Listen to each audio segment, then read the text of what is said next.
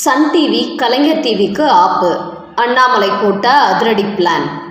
டெல்லிக்கு உளவுத்துறை அனுப்பிய வீடியோ. அமித்ஷாவின் கவனத்தை ஈர்த்த அரசியல் கணக்கு. வணக்கம் நண்பர்களே. தற்போது தமிழகத்தில் ஆட்சி செய்யும் திமுகவானது தங்களது கைக்கூலிகளாக ஏராளமான மீடியாக்கள், நாளிதழ்கள், நிருபர்களை வைத்துள்ளார்கள். அவர்களுக்கு ஒவ்வொரு நாளும் ஒவ்வொரு மாதிரியான அசைன்மெண்ட்களை கொடுத்து அதுபோன்ற செய்திகளை பரப்புமாறு கேட்டுக்கொள்கிறார்கள். இதற்காகவே திமுகவின் ஐடி விங் செயல்பட்டு கொண்டிருக்கிறது. ஆனால் பாஜகவை எடுத்துக்கொண்டால் ஊடகங்களை தங்களது கைவசப்படுத்திக் கொள்வதில்லை. அதனால்தான் பாஜகவுக்கு எதிரான செய்திகள் தமிழ்நாட்டில் அதிகமாக வலம் வந்து கொண்டிருக்கிறது. இந்த நிலையில் தமிழக பாஜகவின் முன்னாள் தலைவர் அண்ணாமலை தான் கலந்து கொண்ட ஒரு நிகழ்ச்சியில் தமிழ்நாட்டில் பாஜகவை வளர்ப்பது எப்படி, இதற்கு டெல்லி பாஜக எப்படிப்பட்ட நடவடிக்கை எடுக்க வேண்டும் என்று தெளிவாக பேசியிருக்கிறார். அதில் தமிழ்நாட்டில் திமுகவுக்கு சாதகமாக எவ்வளவு ஊடகங்கள் செயல்பட்டு கொண்டிருக்கின்றன, அவர்களுக்கு யார் யார் எப்படிப்பட்ட அசைன்மெண்ட்களை ஒவ்வொரு நாளும் கொடுக்கிறார்கள், குறிப்பாக பாஜகவை டார்கெட்டாக வைத்து எப்படிப்பட்ட நெகட்டிவ் செய்திகளை பரப்புகின்றன என்பதை தெளிவுபட விளக்கியிருக்கிறார் அண்ணாமலை. குறிப்பாக தமிழ்நாட்டில் பாஜகவுக்கு ஊடகங்கள் பெரிதாக ஏதும் இல்லை. பாஜக தங்களுக்கு ஒரு தொலைக்காட்சி சேனல் கூட வைக்கவில்லை. அதனால் பாரதிய ஜனதா கட்சி தங்களுக்கென்று ஒரு ஊடக வட்டத்தை உருவாக்கி கொள்ள வேண்டும். அதற்கு அடுத்தபடியாக பாஜக குறித்து திட்டமிட்டு நெகட்டிவ் செய்திகளை பரப்பும் திமுகவின் சன் டிவி, கலைஞர் டிவி உள்ளிட்ட சில முக்கிய ஊடகங்களை பட்டியல் போட்டு அவர்களின் உரிமைகளை பறிக்க வேண்டும். அப்படி செயல்பட்டால் மட்டுமே தமிழ்நாட்டில் பாஜகவை வளர்த்தெடுக்க முடியும். இல்லை என்றால் நாம் என்னதான் கட்சி வளர்ப்பதற்கான முயற்சிகளை தொடர்ந்து செய்து கொண்டிருந்தாலும் இன்னொரு பக்கம் பாஜக குறித்து தவறான செய்திகளை பரப்பிவிட்டு அந்த வளர்ச்சியை தடுத்து நிறுத்தி கொண்டே இருப்பார்கள். அதனால் அடுத்த கட்டமாக பாஜகவுக்கு ஒரு ஊடக வட்டத்தை உருவாக்கி கொண்டு நெகட்டிவ் செய்தி பரப்புபவர்களை கட்டம் கட்ட வேண்டும். இதை செய்தால் பாஜக தமிழ்நாட்டில் வேகமாக வளரும் என்று அண்ணாமலை விளக்கமாக பேசியுள்ளார். இது குறித்த வீடியோ உளவுத்துறை மூலம் டெல்லி பாஜகவுக்கும் அனுப்பி வைக்கப்பட்டுள்ளது. அதை பார்த்த அமித்ஷா, ஜே.பி. நட்டா ஆகியோர் அண்ணாமலையின் இந்த புள்ளி விவர தரவுகள் படி அடுத்தபடியாக தமிழ்நாட்டில் பாஜகவின் ஊடக பலத்தை அதிகப்படுத்த வேண்டும், வதந்தி பரப்பும் மீடியாக்களை கண்டறிந்து வேறிருக்க வேண்டும் என்று திட்டமிட்டு வருவதாக தகவல்கள் வெளியாகியுள்ளன. அடுத்த செய்தி. அமித்ஷா போடும் டிசம்பர் ஸ்கெட்ச். டிடிவி தினகரன் வெளியிட்ட டெல்லி அப்டேட். தேசிய ஜனநாயக கூட்டணியில் இருந்த ஓ பன்னீர்செல்வத்திற்கு பிரதமர் மோடியை சந்திக்க அப்பாயின்மெண்ட் வாங்கி கொடுக்காததால் கூட்டணியிலிருந்து வெளியேறியவர் மு.க. ஸ்டாலினை சந்தித்தார். என்றாலும் திமுகவுடன் தான் இணையப் போவது குறித்து அவர் எந்த தகவலும் வெளியிடவில்லை. கூட்டணி குறித்து தேர்தல் நேரத்தில் முடிவெடுக்கப்படும் என்று கூறியிருந்தார். இந்த நிலையில்தான் கடந்த சில தினங்களுக்கு முன்பு பாஜகவின் தேசிய அமைப்பு செயலாளர் PL சந்தோஷ் சென்னை வந்தபோது OPS-உடன் பேச்சுவார்த்தை நடத்த முயற்சிகள் நடைபெற்றதாக கூறப்பட்டது.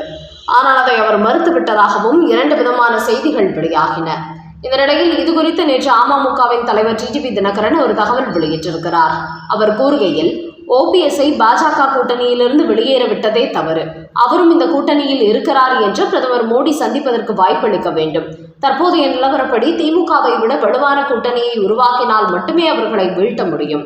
எடப்பாடி பழனிசாமிக்கு வேண்டப்பட்டவர்களை மட்டுமே இந்த கூட்டணிக்கு கொண்டு வருவோம் என்று சொன்னால் ஒருபோதும் திமுகவை வீழ்த்த முடியாது என்பதை அனைவரும் புரிந்து கொள்ள வேண்டும். மேலும் நேற்று நான் OPS-ஐ தொடர்பு கொண்டு பேசிய போது பாஜகவின் PL சந்தோஷை சந்திக்க எனக்கு அழைப்பு விடுத்ததாகவும் நான் அந்த அழைப்பை மறுத்து விட்டதாகவும் ஊடகங்களில் செய்திகள் வெளியாகி வருகின்றன.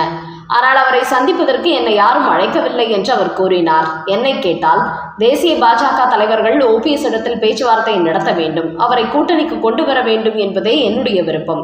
குறிப்பாக மத்திய அமைச்சர் அமித்ஷா வலுவான கூட்டணி அமைப்பது என்பதில் உறுதியாக இருந்து வருகிறார்.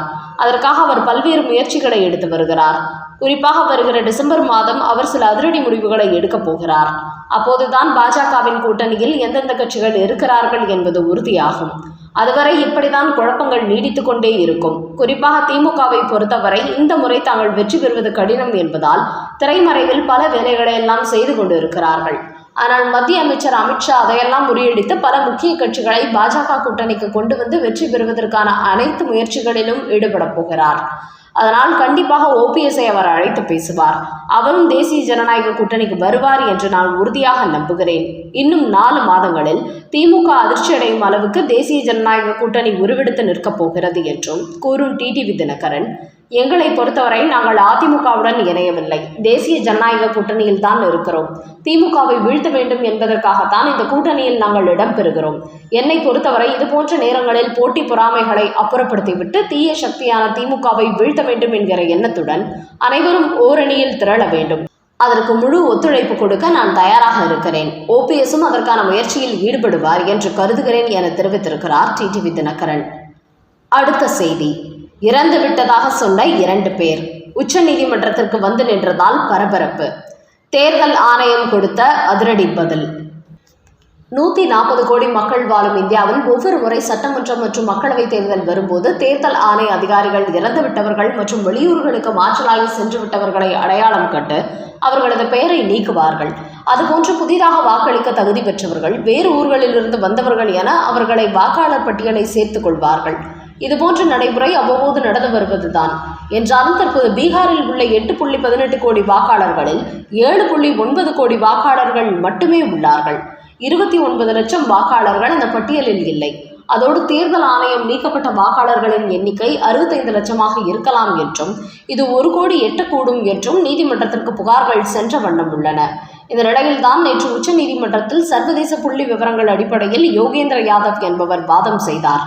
அப்போது பீகாரில் 97% இருந்த வாக்காளர் தொகுதி இப்போது 88 குறைந்துவிட்டதாக கூறியிருக்கிறார். அதோடு ஒரு குறிப்பிட்ட சமூகத்தைச் சேர்ந்த மக்கள் வாக்காளர் அட்டையிலிருந்து நீக்கப்பட்டு இருப்பதாகவும் தெரிவித்துள்ளார். குறிப்பாக தரவுகள் படி 25 லட்சம் ஆண்களும் 31 லட்சம் பெண்களும் வாக்காளர் பட்டியலிலிருந்து நீக்கப்பட்டு இருக்கிறார்கள். அதோடு பீகாரில் சார் எனப்படும் திருத்தத்தில் வாக்காளர்களை சேர்க்காமல் நீக்குவதில் மட்டுமே கவனம் செலுத்தியுள்ளார்கள். குறிப்பாக ஒரு நபர்களை கூட அவர்கள் புதிதாக சேர்க்கவில்லை என்பதுதான் அதிர்ச்சியை கொடுத்திருக்கிறது என்று கூறியவர் 2 புதிய நபர்களை உச்சநீதிமன்ற நீதிபதிகள் முன்பு ஆஜர்படுத்தியுள்ளார். அப்போது அவர்கள் வாக்காளர் அட்டை மற்றும் அடையாள அட்டையை நீதிபதியிடம் காண்பித்து இவர்கள் 2 பேரும் இறந்து விட்டதாக வாக்காளர் அட்டையில் குறிப்பிடப்பட்டுள்ளது. ஆனால் இவர்கள் இன்னும் உயிரோடு தான் இருக்கிறார்கள். இதுபோன்று இன்னும் ஏராளமானோர் உயிரோடு இருக்கும் போதே அவர்கள் இறந்து விட்டதாக சுட்டிக்காட்டப்பட்டுள்ளது என்று வாதம் செய்துள்ளார். அதையடுத்து தேர்தல் ஆணைய வழக்கறிஞர் கூறுகையில் இதுபோன்ற தவறுகள் எதிர்பாராமல் நடந்துள்ளது, அவற்றை திருத்த முடியும். குறிப்பாக 140 கோடி மக்கள் வாழும் இந்தியாவில் தேர்தல் ஆணைய அதிகாரிகளுக்கு கொடுக்கப்படும் தவறான தகவல்களால் இதுபோன்ற பட்டியலில் இடம்பெற்று வருகின்றன. மற்றபடி யாரையும் திட்டமிட்டவர்கள் நீக்குவதில்லை. அதனால் தங்களது பெயர் நீக்கப்பட்டதாக அறியும் மக்கள் அதற்கான ஆதாரங்களை கொடுத்து தங்களை வாக்காளர் பட்டியலில் சேர்த்துக் கொள்ள வேண்டும் என்று கூறியுள்ளார். அதையடுத்து இந்த வழக்கு குறித்த விசாரணை நாளையும் தொடரும் என்று தெரிவித்திருக்கிறார்கள். அந்த வகையில் தேர்தல் ஆணைய அதிகாரிகள் ஒன்றும் கடவுளின் அவதாரங்கள் அல்ல. அவர்கள் தெரு தெருவாக வீடு வீடாக சென்று தங்களுக்கு கிடைக்கும் தரவுகள் அடிப்படையில் தான் இதுபோன்ற வாக்காளர் பட்டியலை தயாரிக்கிறார்கள். அதனால் இந்த விஷயத்தில் நடக்கும் ஓரிரு குற்றங்களை முன்வைத்து எதிர்க்கட்சிகள் குற்றம் சாட்டிக் கொண்டிருந்தால் இந்த வழக்கு விசாரணை என்பது முடிவுக்கே வராது என்கிற கருத்துகளும் சமூக ஆர்வலர்கள் மத்தியில் எழுந்து கொண்டிருக்கிறது. மோடிக்கு எதிராக போராடி மீண்டும் மீண்டும் தோல்வி அடையும் ராகுல் காந்தி. ஏற்கனவே பிரதமர் மோடி 1000 ரூபாய் 500 ரூபாய் நோட்டுகள் செல்லாது என்று அறிவித்த போது இந்தியாவின் பொருளாதாரமே வீழ்ச்சி அடைய போகிறது, டிஜிட்டல் பரிவர்த்தனை இனிமேல் வெற்றி பெறாது என்று பிரச்சாரம் செய்தார் ராகுல் காந்தி. ஆனால் அந்த நிலையை சில மாதங்களிலேயே சீரமைத்தார் பிரதமர் மோடி. குறிப்பாக டிஜிட்டல் பரிவர்த்தனை என்பது தெருவில் காய்கறி மீன் விற்கும் பெண்கள் கூட பயன்படுத்த தொடங்கிவிட்டார்கள். அதன் பிறகு ரஃபேல் போர் விமானம் வாங்கியதில் பாஜக அரசு மோசடி செய்ததாக பிரச்சாரம் செய்தார் ராகுல் காந்தி. அதோடு வேளாண் சட்டங்களுக்கு எதிராக பஞ்சாப் விவசாயிகளை ஒன்று திரட்டி பாஜக அரசுக்கு எதிராக போராட வைத்தார். அதுவும் அவருக்கு பலன் கொடுக்கவில்லை. அதன் பிறகு 2000 கிலோமீட்டர் இந்திய நிலப்பரப்பை சீனா ஆக்கிரமித்திருப்பதாக பிரச்சாரம் செய்தார்.